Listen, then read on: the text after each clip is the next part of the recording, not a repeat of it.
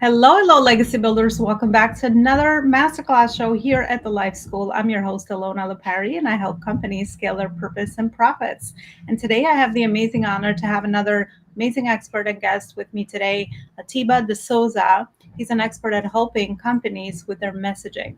I think messaging is one of the most powerful things that we get to do as we grow our brand and our marketing efforts as well as our sales efforts. So everything connects together. I'm very excited to welcome Atiba here on the podcast show today. Atiba, thank you so much ahead of time for your time and also for the amazing value that you'll be adding today. And before we jump right into the conversation without wasting much time, I'd love to ask you, where is it that you are actually based? I'm based in Washington, D.C., although I tend to say I change my luggage in D.C. because I'm not here that often. I love it. So your base is in Washington, D.C., but you're a world traveler, you're a global citizen. Yes, yes, yes. Wonderful. I, Thank you so much for I have coming. the pleasure of Mhm. I have the pleasure of being on the road for 2, sometimes 3 weeks a month. I love that. I love that lifestyle. I just came back from Germany and I was visiting a few countries Ooh, in Europe. And yeah, I'm all about that, right? I think especially now with the way that we get to work, we have no more location limits, so we get to really correct. do it that we love with whoever we love to do it with. I think that's really the definition of freedom. So, again, thank you so much for coming on. And building no like and trust, I decided to go we decided to go with that topic today because I really feel like that's an important piece with all our business scaling efforts that we do. Hmm. As we scale, we always want to create bigger impact, want to reach big, more people, more of our people. Hmm. And this process is always like a rinse and repeat sort of thing. So I think it's important to really understand what are some of the problems that you see in your work when it comes to building the no like and trust with maybe new people or new connections that don't know us yet. Yeah. Honestly, it's the end of the nose syndrome. And what I mean by that is so many of us as business owners, we're in a place where yes, we need to make money. Yes, our businesses need to survive. And we see new people only from the end of our noses as how much can they provide to us? Can they become our client? And how quickly can I sell them? How quickly can I extract money out of them? And that's wrong. And we create content, we even message in that way, right? In a way that says, I care more about me than you. But here's the thing, no one will trust you. When we talk about no like and trust, no one buys if they don't trust, and no one will trust you until they know that you actually care about them. Now, you're probably stop and thinking, no, I don't do that, or I've never seen people like that. Think about your LinkedIn profile. Think about any social platform. How many DMs do you get? How many emails do you get of cold people sending you stuff it's just cold and they're just trying to sell. And you say, "Oh, I don't sound or look like that." But if you're actually objective, most of us will realize we actually do. We actually do. And that's what we help people realize and fix. Hmm. I love that you mentioned that, the heart driven way. And I really think that for most people, they don't understand that there's a better way to do this. So Yes. I'm so glad that we're having this conversation. So then how do we come from a place of service and how do we build the care factor?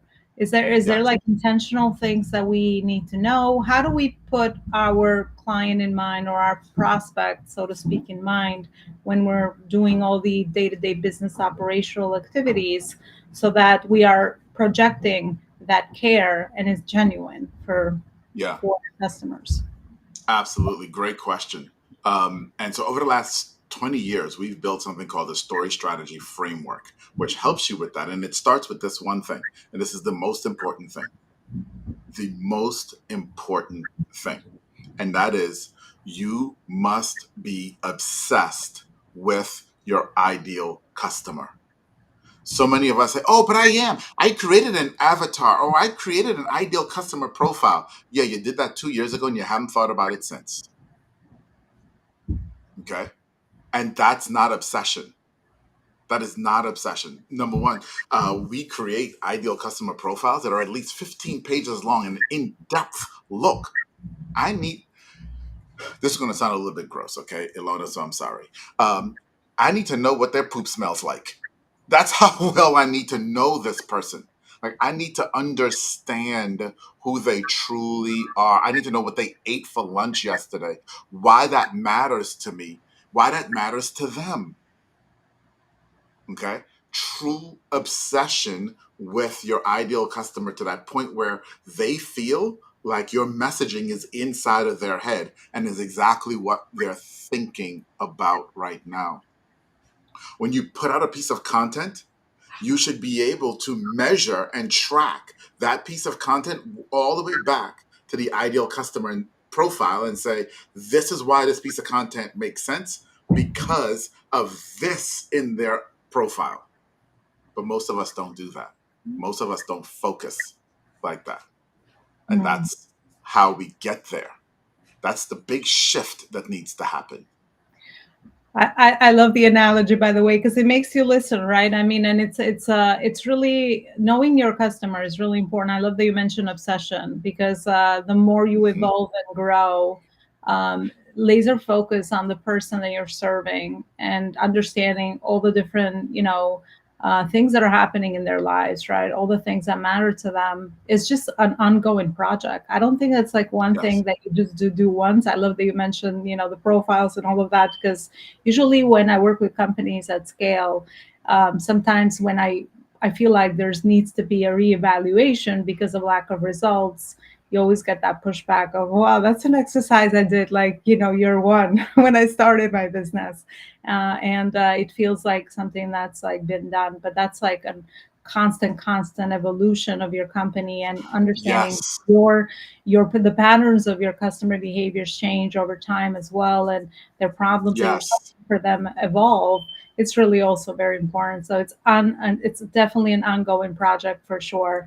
Atiba, my next question for you is around some of the structure around the messaging piece. So being obsessed with the client is really important in our customer, but is there like certain maybe frameworks or things that you've Yes. seen with your clients that you've worked with that kind of patterns that repeat? What are some of the main principles that we should know when we are actually speaking to our potential clients, whether it's so through our content, our emails, our speaking opportunities, wherever is it that we are hanging out, because we think that's where they also are. What are some Hmm. principles that we need to follow as far as messaging is concerned, that it's more like a tried and true method? A lot of companies follow that, and that's really ensuring that you are speaking to your customer, wherever they are in that moment in the journey. Yeah, it's a great question. And before I answer that, I want to go back to something that you said just now too. Um, uh, this is a relationship with your ideal customer. It's a marriage, and just like in every other relationship, it's going to evolve over time, and you continually learn. And that was the point that you were making just now. And every situation is an opportunity. Listen, and this is not to be braggadocious by any stretch of the imagination, but I want to show you this here. This I've got 4 pages of notes that we've taken on your podcast so that we can get to know your audience so I can come here and present to your audience. That's how much you have to love your ideal customer, y'all. Okay. And everything that you do, you've got to know who you're communicating with to be able to communicate effectively to them. You have to put that work in, and it's constant. Elona said it, and I want to repeat it. It's constant. It's constant. It's constant. It's constant. So that's number one. Going backwards. Now to answer your question there, which was a great one. There are 3 buckets. So here's what we've learned. What we've learned over time, which we've known, but we've proven, is that your ideal customer is currently right here. Now, in order for them to become your customer, they need to get all the way over here. And most of us try to get them to do that in one step. And that doesn't work. It might work for 5 or 10% of your audience who's 100% ready, but 95% of the people aren't ready for that big old leap. And so, how do you define that journey from here to here? How do you define those steps? One step, one step, one step, one step, one step, to move them logically through. And what we found, Elona, is that it fits into three buckets of content. Three different buckets of content. The first one, and especially when we're talking social here, the first one is what we call why content. That why content is philosophical. Why does it matter? Why is it important? Why are the pain points that you're suffering through, ideal customer? Why do I care about it? Why do you care about it? Why should the world care about it? Why should it be fixed? Okay. And so this is all about values and aligning on values. Again, remember what I said. Nobody's going to buy from you unless they trust you. They won't trust you until they know that you care about them. Well, part of them knowing that you care is because we share similar values. So we create one set of a bucket of content, the why content that's all about our values. Then the next bucket we call the how. And how is literally that. How I do something. Now, it's not how I do everything, it's how I do some little part of what I do. So maybe for us, it's how we construct hooks. Not how you create an entire video, it's just that little piece. How do you create a great hook? Great how piece of content, show you the steps, teach you how to do it. And then the excuse me, the last bucket of content, which is the one where unfortunately most people want to spend the most of their time, is in the what content. The what content is that piece of content that gets the person to take an action towards becoming your customer, giving you an email address, buying something. Okay. But here's how I like to frame that content though. Because after you've gone through and you talked about values and you aligned on values, after you show them competency in I know what I'm doing, because here I can show you some steps, I know what I'm doing.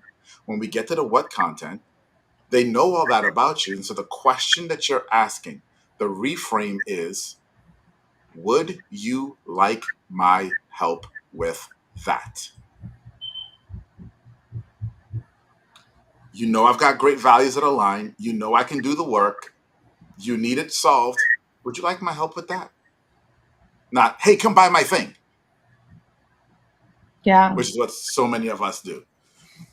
I love the structure because I'm a big fundamental kind of person as well. And sometimes, when we don't know there's certain fundamentals, so building blocks to build on, it seems like, most people are not aware. So they'll go straight to the ask, right? Or the call to Right. action. But I love that you kind of, because that's also very logical, right? When I buy, I want to like really, you're answering a lot of my questions. Like, why Mm-hmm. should I listen, right? Why is this important to me? Do I like you? Do I align with you? Do I gel with you? Especially when you have so many more options.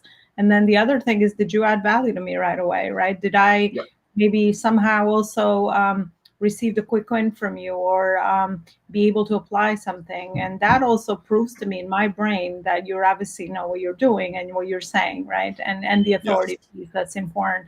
And then the other third piece is more of like a natural ask. I like everything natural. For me, that's kind of how I've always operated. If it doesn't flow naturally, then it's just too forced, too pressured, and Yeah. that's And gonna people come don't want that. energy. Yeah, and Yeah. that's, thank God, whether we are teaching new things now, and there's better ways to be able to do business in the human way. And I love that you mentioned those blocks. Well, now you got my curiosity peaked, because I think there's a lot of interest around hooks, especially with AI and the production of a lot of content, and also with we're in the maturity phase in our industries, Mm-hmm. most of us. So it's under obviously it's important to now understand the psychology behind hooks, and that would be my question. Is there like a certain psychology behind hooks? Because we can have an amazing service through our content and share a lot of amazing things, but unless somebody goes through and opens up your content to actually read, they can't get Yeah. that when they can't get that value that you set out to give them, because maybe something in your hook is not grabbing their attention, so they stop the scroll. and they're able to give you the rest of however few more minutes, so that they can know, like, and trust you and also be able to receive value. Is there like a certain Yeah, psychology behind hooks that we could share with our audience today, or maybe like a structure that will make their content better and increase the chances of conversion for sales, but also service for me and transformation? I think that's the important. absolutely. Absolutely. So here, number one with hooks is you must test. Okay. You must test and you must be prepared to test. And that's a reality. No one writes the perfect hook the first time, every single time. It just doesn't happen. Okay. So that's number one. Number two, here's how you make it better though. Here's how you increase your odds, right? Here's how you cut down on the amount of testing that you need to do. Your hook needs to directly come from customer pain point. You see, what's going to get you to stop, especially on social, to stop the scroll? What gets you to stop the scroll on social is something that catches your eye that relates to you in some way that makes you say, "What?" How do you make someone say what? You make someone say what by showing them that there is a potential solution to a problem that they had, or the opposite, showing them they're screwed. Mm, mm, Okay. I mean, and I hate to put it that way, but that's the truth, right? Um, um, you're losing money if you're using Capital One Bank. Now, clearly, you can't put that hook out because that, you can't defame Capital One. But if anyone in your audience, if you knew that they were all Capital One Bank customers, guess what? That will get every last one of them to stop the scroll because it's about me and I'm already doing something that I think is good. I'm using Capital One Bank, and you just told me I suck because I'm doing it. What do you mean I suck? I need to prove that either you're right or you're wrong. And that's what gets people to say what.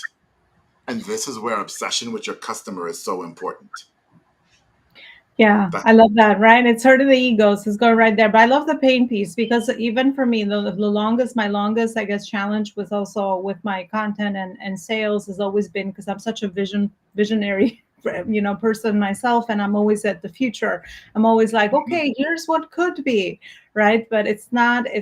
That's great. A small amount of content could be great for that, but people still have to feel the pain of what could Yes, or B, if they don't obviously take action. So I think that correct. psychology behind kind of, not agitating the pain or whatever, but just stating the pain how it is and kind of giving people a couple options, even based from our experience, right? Because even, when we make decisions or we don't make decisions, there's also consequences behind those actions. So kind of just speaking Right. about that in conviction, I think it's important as well. It definitely was something that I also had to improve, because I always want to be in the positive side of like, here's what could be, here's the opportunities. But we do have to kind of state the problems and the pain points and kind of give the clear picture around what could be those consequences if not. So because if you want the best for your customer and if you are obsessed and if you want to create amazing transformations, you owe it to them to be able to give it You to do.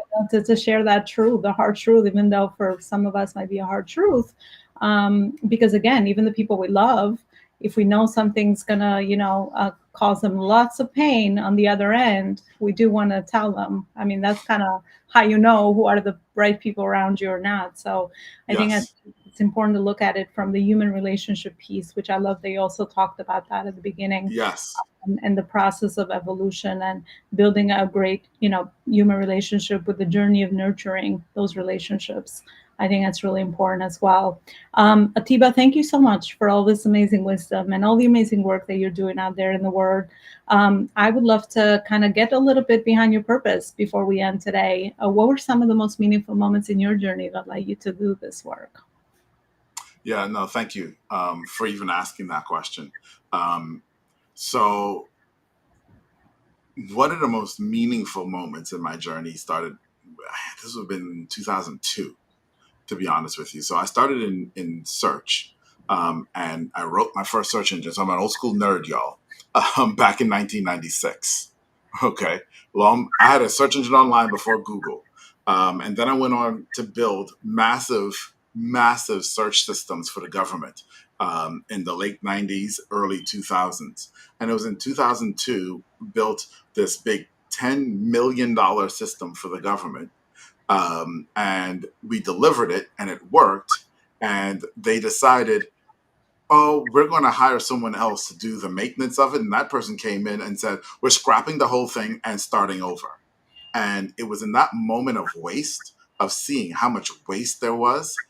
Like, we put years of work into this and it all was just going away. Yeah, we made great money, but that's not why I was in it. I was in it to actually help people.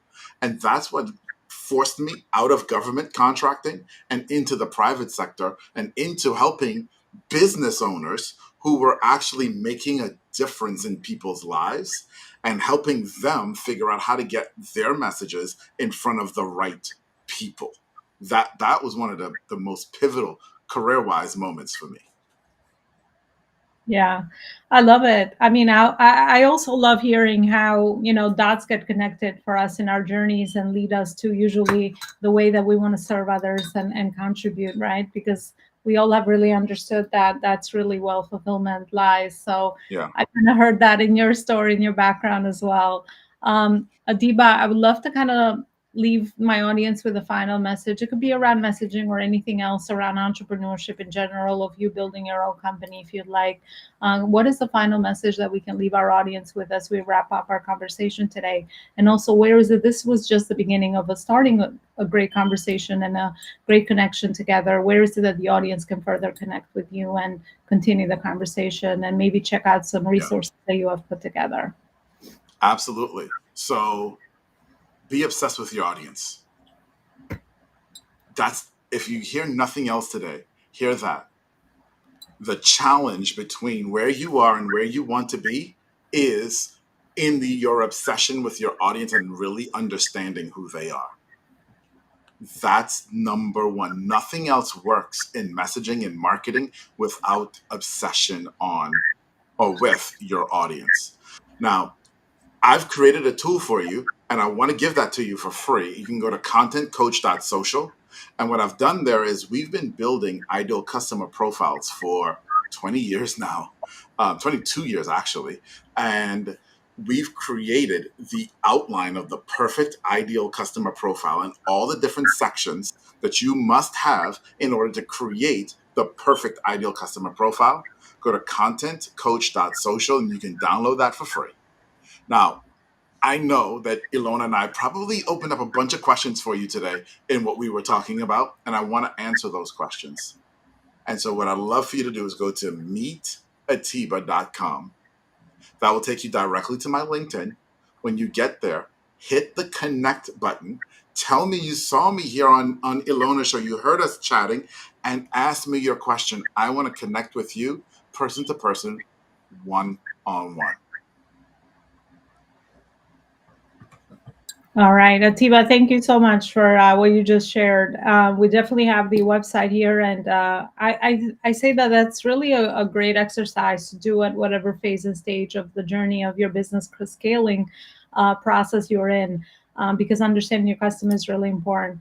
So thank you so much, Adiba, and I love that you actually also offered the option to answer any questions, because just like any good conversation, it was, if it was food for thought, if new questions came up for you, it would be a great way to connect with Atiba and continue this conversation. As one of our values here is to absolutely build relationships. So connect with Yep. one another, look for ways to be supportive, look for ways to be in service. And that's how great things are built and impact is created. Thank you so much for watching. And thank you again for all the amazing wisdom. Don't forget to subscribe and share, so that more amazing entrepreneurs can hear about this conversation and show. Thank you so much. And I'll see you next time with another amazing guest and conversation. Bye, everybody. Bye.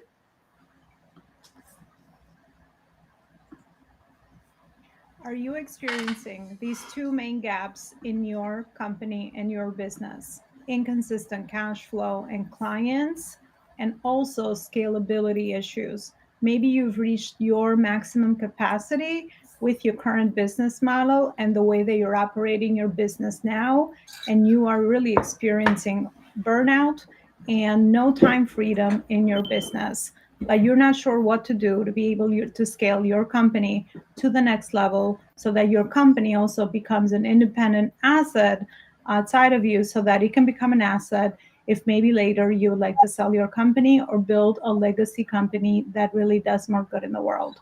For my dear podcast listeners, I'm offering a free 30-minute discovery call where I will intentively listen to what is it that you've built in your company thus far, and then offer my insight around some of the gaps that I can hear from the main gaps that we talked about at the beginning of this conversation that you might be experiencing. And I would love to offer some insight around my experience on what might some of those gaps be and ways to further support you in the future of the scaling of your purpose and profit, so that absolutely you can do more good in the world and your company can be independent of its founder and owner and become an asset that also creates amazing momentum out there in the world. For a limited time, I would love to offer my 30-minute time on my calendar for a free discovery call. You can just grab a time on the QSR code right here on the left-hand side of the screen, and grab a time so we can further connect. Again, thank you so much for being loyal listeners to the podcast and also for always supporting the show. I'll see you with another episode and another amazing conversation.